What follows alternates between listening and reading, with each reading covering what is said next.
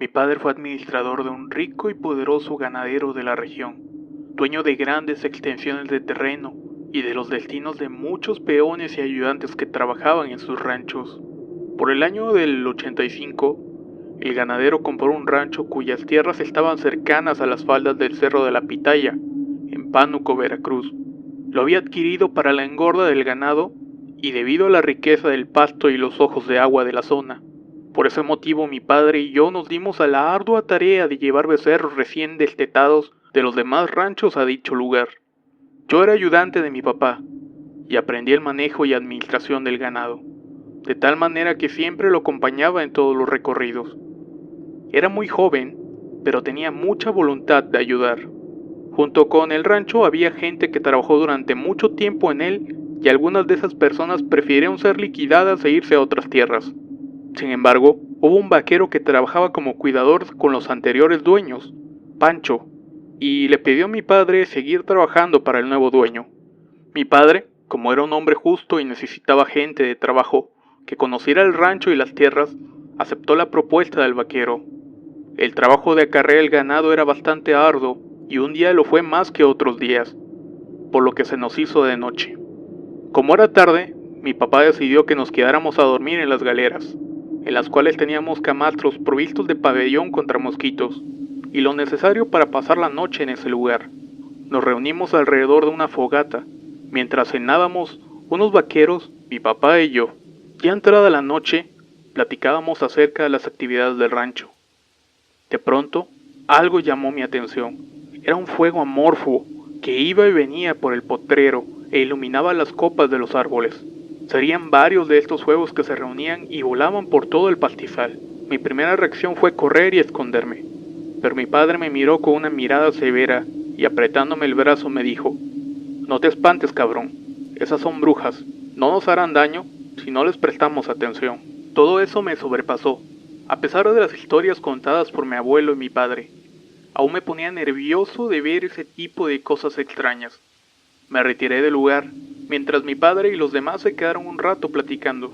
Aún atemorizado, mi mente ingenua hizo que bajara el pabellón y cubriera toda la cama, acomodándolo abajo del colchón. Pensaba que quizás si nos atacaban las bolas de fuego, no me harían nada. Mi padre llegó y observó lo que hacía, y con un gesto de burla me dijo: «Cabrón, ¿de verdad piensas que el pabellón te protegerá?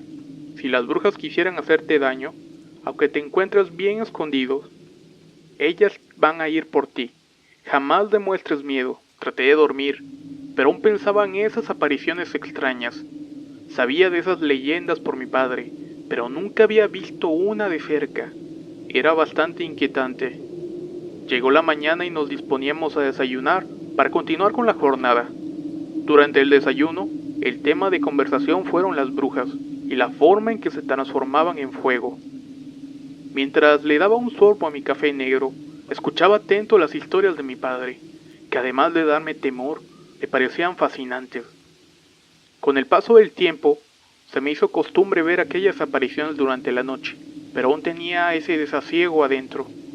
Las leyendas sobre las prácticas de esas apariciones resultaron ser escalofriantes y reales. Comencé a darme cuenta por lo que contaban los vaqueros acerca de las personas del ejido, historias sobre mujeres a las cuales repentinamente se les morían los niños o los bebés de meses o semanas. En especial, una pareja que vivía cerca del cerro. Los vaqueros decían que cada que tenían un bebé, este se les moría a las pocas semanas. Ya se les habían muerto 3 hijos y solo tenían un par de niños, uno de 6 y una niña de 7, los cuales llevaban cicatrices peculiares en sus cuerpos. La gente decía que las brujas los habían querido matar chupándoles la sangre. Todo eso me parecía increíble, pero atemorizante. Pero nunca imaginé lo que pasaría después. Semanas después, llegamos al rancho con vaqueros de uno de los ranchos que el patrón tenía en Tamaulipas. Necesitábamos gente en la castración de becerros, que eran demasiados. Así que mi papá decidió invitar a vaqueros de ranchos vecinos para ayudarnos. Varios de ellos nos comentaron si no teníamos conocimientos de que Pancho, el vaquero que se había quedado a trabajar con mi padre, era brujo. El temor y la incertidumbre me invadían cada vez que contaban que Pancho tenía la habilidad de transformarse en animal y merodear por los ejidos vecinos. todas esas historias contadas, por los que ellos nos dejaban con una duda y una sensación de escalofrío, no solo a mí, también a los que venían de Aldama. A mi padre no le movían esas cosas. Era un hombre bastante bragado y de un carácter especial, que lo mantenía siempre firme ante cualquier situación. Cierto día, los vaqueros vecinos no llegaron a la jornada. Se nos hizo extraño, ya que se les pagaba y se les daba las criadillas de los becerros para que se las comieran. Continuábamos con el trabajo, y durante la mañana llegaron unos hombres al rancho. Eran ejidatarios y el comisariado del pueblo, que estaban en los límites de los terrenos. Uno de ellos, con el rostro inexpresivo y serio, pidió hablar con el encargado. Mi padre, al escuchar, se paró frente a aquellos hombres y preguntó el motivo de la visita. Lo que siguió a continuación fue bastante extraño. Buenos días, patrón. Pues mire, venimos a solicitar su ayuda o de plano que corra el vaquero Pancho, dijo el comisario del pueblo con mucha seriedad. Ah, caray, ¿por qué motivo?, preguntó extrañado mi padre. Mire, seré franco. Le pedimos, no le exigimos que lo corra, porque por las noches él se convierte en animal y anda metiéndose en los jacales a molestar a los niños y a acosar a nuestras mujeres, dijo el comisario en un tono bastante molesto y prepotente. Al escuchar aquella afirmación, no pude evitar reírme, lo que causó el enojo de todos los presentes que me vieron con coraje. Mi padre me vio con los ojos severos y me indicó que me callara.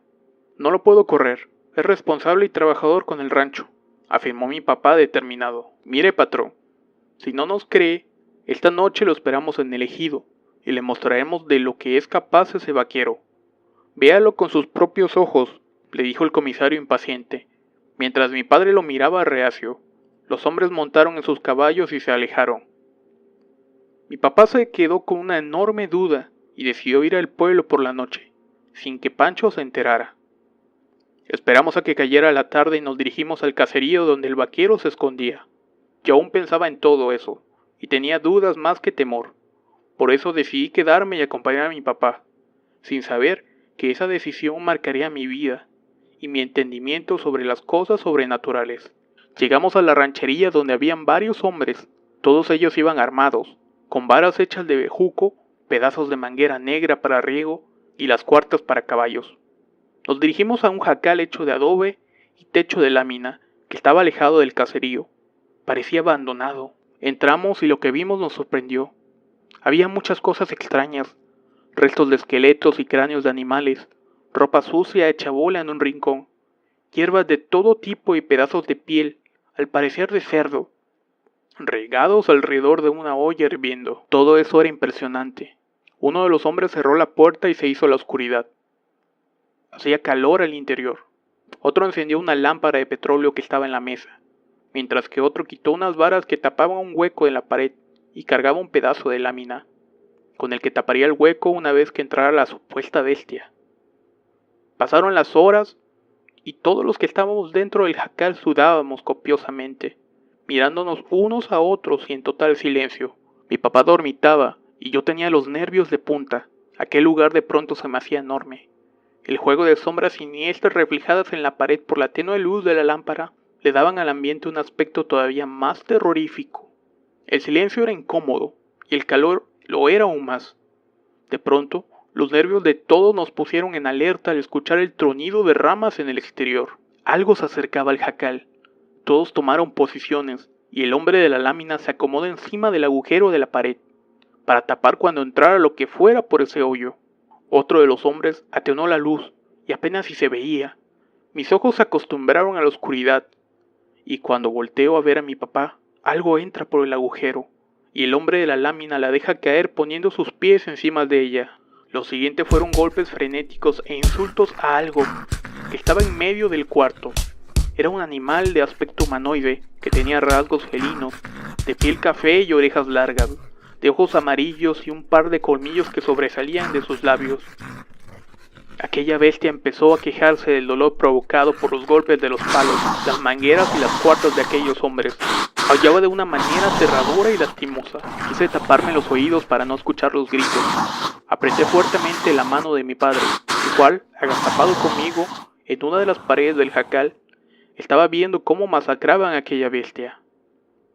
En algún momento el hombre de la lámina pierde el equilibrio y se cae sobre sí mismo. En ese instante se da cuenta la bestia y logra escapar. Y esto lo hace saliendo rápidamente y después, total silencio. Encendieron el quinqué y las lámparas que traían. Todos tenían una mirada y sonreían con un gesto de satisfacción morbosa, como si hubieran disfrutado de la paliza que le propinaron a aquel indefenso animal.